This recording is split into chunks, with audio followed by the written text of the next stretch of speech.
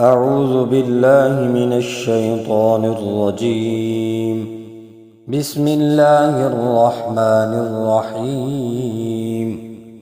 إذا جاءك المنافقون قالوا نشهد إنك لرسول الله والله يعلم إنك لرسوله والله يشهد إن المنافقين لكاذبون.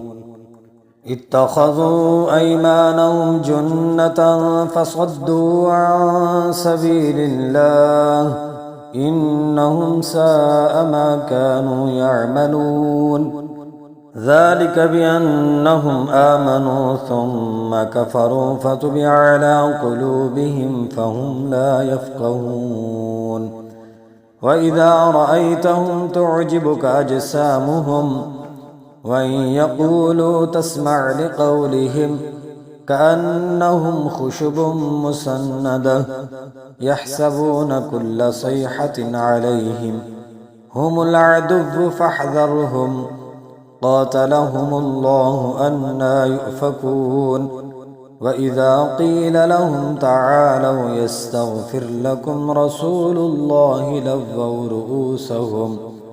لووا رؤوسهم ورأيتهم يصدون وهم مستكبرون.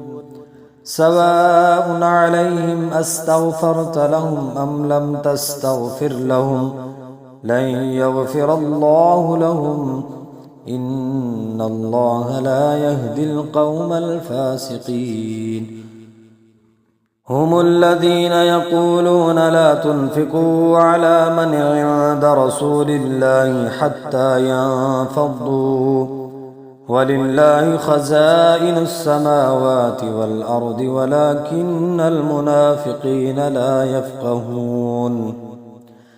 يقولون لئن رجعنا إلى المدينة ليخرجن الأعز منها الأذل ولله العزة ولرسوله وللمؤمنين ولكن المنافقين لا يعلمون.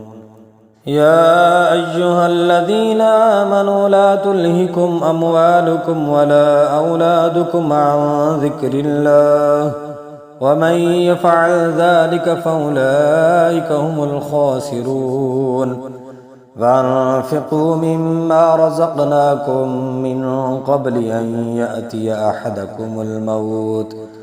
أحدكم الموت فيقول رب لولا أخرتني إلى أجل